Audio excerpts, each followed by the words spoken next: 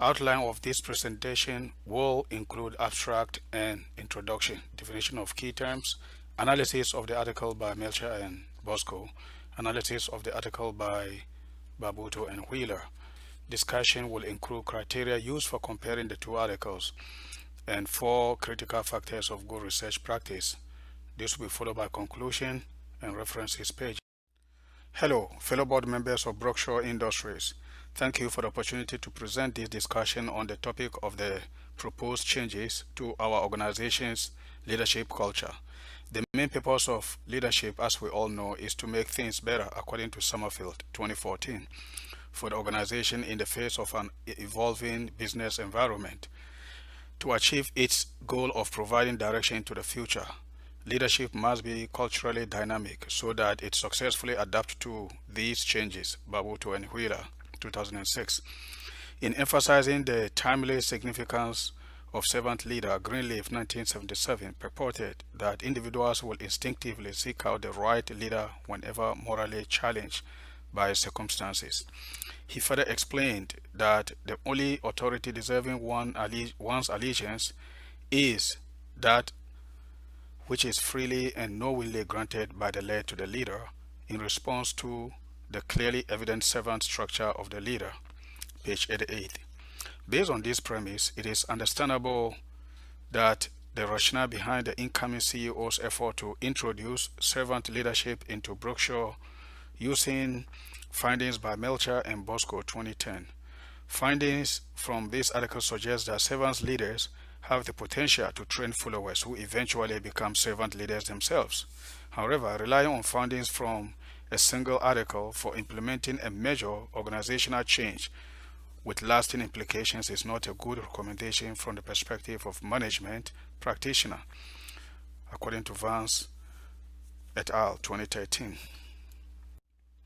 Hence, the purpose of this presentation is to evaluate the merits of the CEO's article while making a comparison with another article for assessing its compliance with the quality requirements of evidence-based research practice.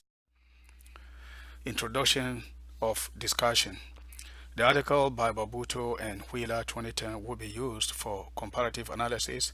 The framework for critical evaluation will comply with guidelines outlined in this course resource.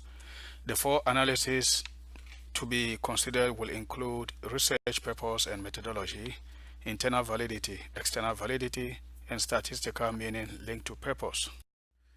The following key terms will be applied throughout this presentation and deserve some definitions. Briefly, purpose of a study is the intention which the study hopes to realize at the end of the attempt to contribute a solution to the problem at hand. Research methodology also includes hypothesis development, sampling techniques, study design, testing procedures and instrumentation, data collection and data management, statistics and interpretation of findings. Validity is described as the best available approximation of the truth of a given proposition, inference, or conclusion. Internal validity, also called causality, examines whether the observed change in a dependent variable is indeed caused by a corresponding change in hypothesized independent variable and not by variables extraneous to the research context. Causality requires 3 conditions. 1. Covariation of cause and effect. 2. Temporal precedence, meaning cause must precede effect in time. And 3. No plausible alternative explanation. External validity or generalizability refers to whether the observed associations can be generalized from the sample to the population or to other people, organizations, context, or time. Sampling is the foundation of statistics. Since statistics is based on the ability to make inferences about a population from the sample, the more that a sample looks like the population, the higher the probability that statistical calculations will be accurate. Endogeneity occurs where the effect of X on Y cannot be interpreted because it includes omitted causes or variables such as selection, simultaneity, common method variance, and measurement error. Statistical meaning linked to purpose. examines the extent to which conclusions derived using a statistical precedence is valid, such as sample size or distributional requirements. However, because interpretive research designs do not employ statistical tests, statistical conclusion validity is not entirely applicable for this interpretation. Ontology refers to our assumptions about how we see the world. Example, does the world consist mostly of social order or constant change? Epistemology refers to our assumptions about the best way to study the world. Example, should we use an objective or subjective approach to study social reality? Axiology describes the role of the researcher's ideas, preferences, and values in research. Together, all the three are important. They are very essential in strengthening the internal validity of the study. The purpose of the study was stated at the beginning of the article, which was re-emphasized on page 76 on how servant leaders are able to model followers to become servant leaders themselves. However, it is not entirely clear whether the authors achieved this purpose because of conflicting statements.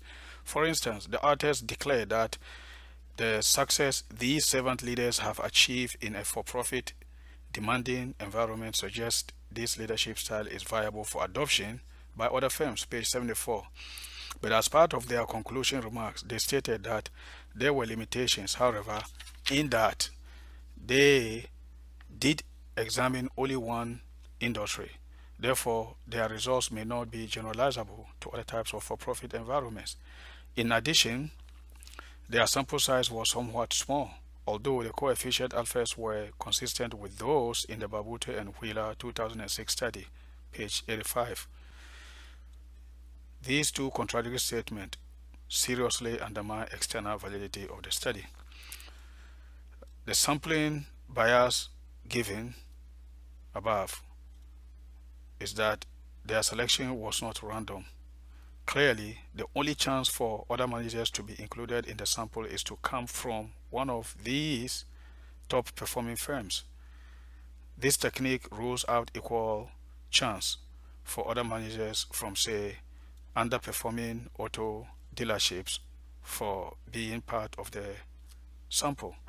The article did not provide explanation why only 57 managers were chosen for the sample. Normally, sample size will not be an issue in certain clinical trials involving rare cases of patients, according to Vance et al. However, given the size of the auto dealership industry as well as its manpower, sample size need to reflect the size of the population for the purpose of generalization. Sample bias also existed in gender composition, notably 91% male domination of the sample is not a reflection of managers' population across for-profit firms in the country. For instance, in 2002, the gender ratio of male to female employed as managers engaged in marketing, advertising, and public relations was 1 to 0.8, according to Queno 2008 table 3, page 138. Compare this ratio to the current study and our discussions. Sample diversity needs to be balanced at a proportion of, or at a ratio of 8 female to every 10 males sampled. In addition, significant differences exist in personal characteristics that affect leadership styles of the two genders, according to Gabrieva and Kalfiva 2016, and this deserves consideration to gender bias in sampling. Low response rate signals lack of motivation by those sampled, according to Vance and al. 2013. Because the authors failed to elaborate on the reasons for response bias, or they did not discuss additional action taken to control the response bias, this is an indication of low morale, and it is difficult to speculate otherwise. Because Melcher and Bosco 2010 relied on sample exclusively from auto dealerships, The, the sample did not cover a wide variety of individuals, firms, or other units of analysis, according to Project 2012, page 36. And therefore, the study result is not generalizable at all. In order to understand whether managers exhibit behavior associated with servant leaders traits, interviews were used, which allows to subjective interpretation of subject, that is interpretivity paradigm. Melcher and Bosco, page 81. However, in terms of the study of these managers, questionnaire survey was distributed by the investigators to ensure a complete sample. All subjects were reported to have completed an employee rater version of the servant leader questionnaire voluntarily during a 2-week period, page 81. By mixing interview and survey in the same study, the authors were not being consistent in their philosophical approach in their research. Another important concept emphasized by the article is that so long as servant leadership style is maintained without regard to organizational objective, increased performance will lead to attainment of organizational goals. Such an objectivity approach seemed inconsistent with the author's initial subjective approach in determining the characteristics of servant leaders. Under canons of causality, Mail 1843 and 2002 describe 3 methods of inferring causation from a variety of different circumstances, meaning the samples were not randomly selected. Only top-performing managers from top-performing firms were selected by their superiors to take part in the survey. This puts the survey outcome in doubt because 1. Survey response is predictable since candidate response are going to be prejudged.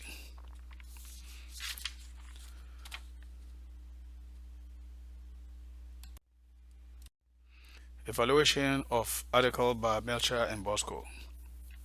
The research paper's methodology was clear and focused on factors of servant leadership labeled as altruistic calling, emotional healing, wisdom, persuasive mapping, and organizational stewardship.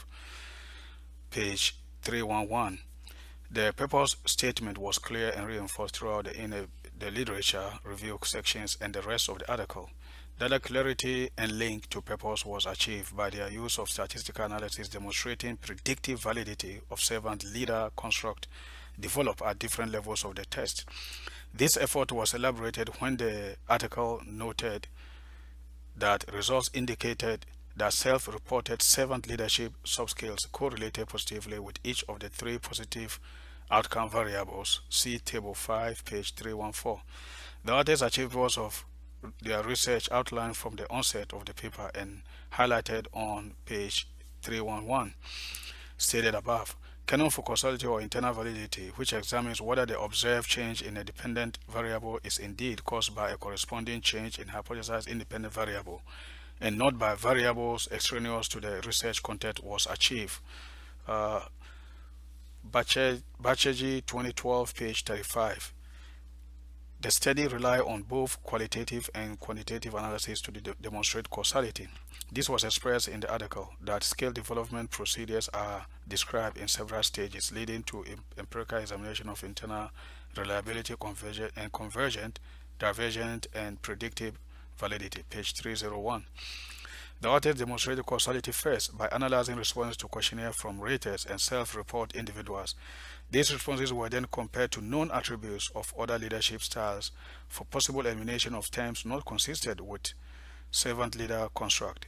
Discrete statistics was employed to determine reliabilities, intercorrelations, and covariances of servant leader characteristics using argument put forth by Antokines et al. 2010 regarding endogeneity, which describes how researchers fail to recognize other causative factors other than the independent variable, page 1086. The researchers adopted control measures. As part of this effort, for instance, they abstained from directly selecting participants for the study in order to avoid influencing response from individuals. And in order to obtain sample that can be described as a fair representation of the population, The authors used a sample made up of 80 selected community leaders and 388 readers from counties in the Midwestern United States. The mean age of participants was 51 and 46 years respectively.